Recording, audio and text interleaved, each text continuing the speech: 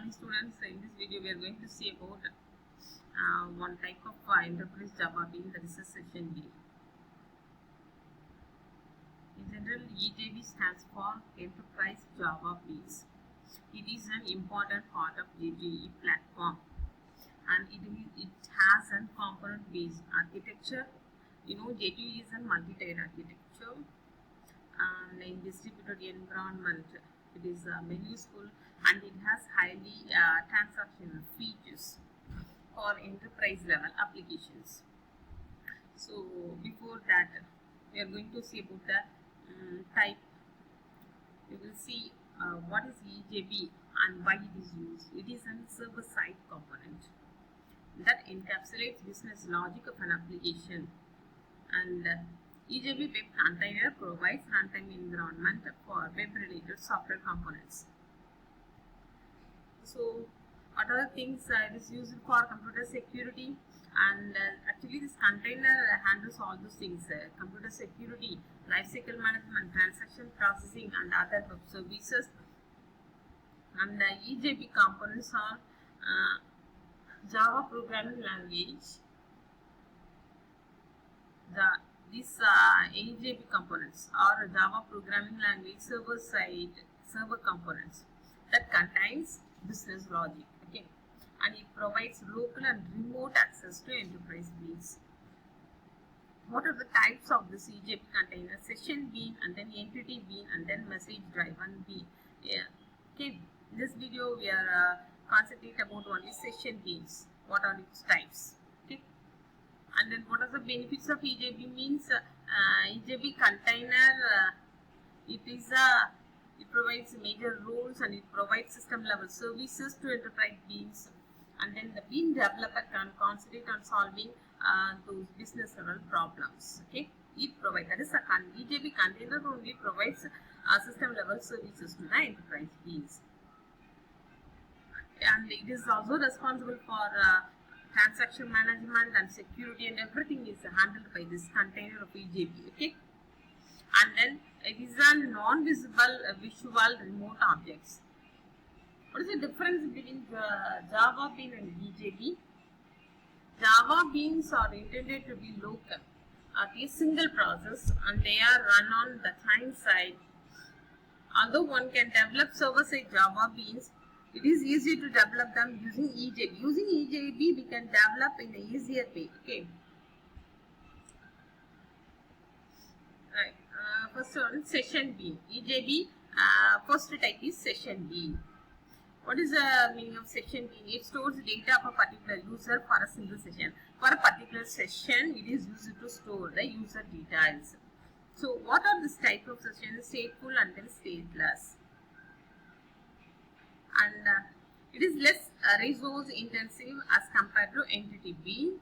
Session bean gets destroyed as soon as the session terminates. So, after the session is over, that everything will be destroyed. Okay. First one we will see stateless session bean. Stateless, that means from the name itself, it won't store the session or client state information between locations. Okay, must contain, and it might contain, is not specific to a client. And then stateless session bean may store state for the duration of a method invocation. During the particular session, only it will store the details of the user. After that, it will be destroyed. When a method completes, it is not retimed. So when after the method is over, information, everything will be destroyed. Okay. And an instance of a stateless session bean can serve any client, and they can provide better performance than stateful. It provides better performance because it can support multiple clients. So stateless supports multiple clients. And the next is stateful. So stateful means name itself that it will retain the information that reflects the interaction between the bean and the particular client across methods and transactions.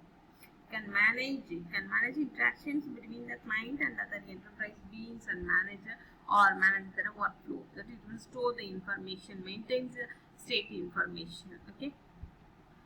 For example, we can say that if company website. Employee is updating his profiles every time, means that will store the data updated and every time it's showing to that user. No, that's only given here. A company website that allows employees to view and update personal profile information is a user stateful session to call the variety of other beings and provide services required by the user. So for the company website, user so many times is opening and doing updations. So whenever needs, it will be opened. That is provided that all services are provided by this EJB. That's a stateful session. Okay. So on accepting the login data from JSP, and in that it will call another JSP to validate the login and send the information to the authorization to JSP, call the bean. So this all the details are done by this EJB. This is an example of stateful session bean. Okay. So bean life cycle. First, we'll see what is a stateful bean life cycle. What are the steps are handled in the here, means first beans are created, okay, and then we are using that bean. First step, when the client wants a bean, it is created and then use it. Clients calls a method. How we are using this? By calling the business method. And then passivation, active passive. Passive means it is it's put to sleep and then wakes up the service a business method from the client. Whenever the client invokes, it will be activated, else it is passivated. And then remove. Whenever we need, it is beginning it's created and they are using it. If not needed, it is passivated, and then whenever called, it is activated and then removed. Stateless beans created and they are used and then removed from the pool finally. Okay. It's too many beans in the pool, means it will be removed automatically. Stores will not be stored for the particular section. Okay. In the section only it will be stored. Afterwards it is removed, but stateful is not like that. And so we are a comparison pictures. So stateful. So stateful means whenever called it will be activated, else it is passivated. Okay. And then stateless means it won't exist after the time limit. Okay. And then how it is stored in the pictures. First, if the client need is, whenever need, it will be created that a home object, and then first EJB object is created. Next thing is container sends the client a stub to the EJB object. Whenever the client requests, it is sent to that stub, and then session being created and context is created. Next, session context object is created, and the next thing is container puts a bean in the pool. So whenever it creates a bean, it is stored in that pool. Okay. Whenever the client requests at the start of the session, this bean is created, context is created, and then when there is a need, it is called. Okay. Client invokes a business method. And next thing, and whenever called, it is linked with the client EJB object. See here, container invokes a business method on the bean 1, and then bean returns from the method 2, and then it is returns from the method, and then again it is sent to the pool. Okay. Whenever need, it will be invoked. This container only create beans and everything. Whenever the client give a request, it will be sent. If it is used after used, means it will again send into the pool. Okay. This is a diagram of explanation.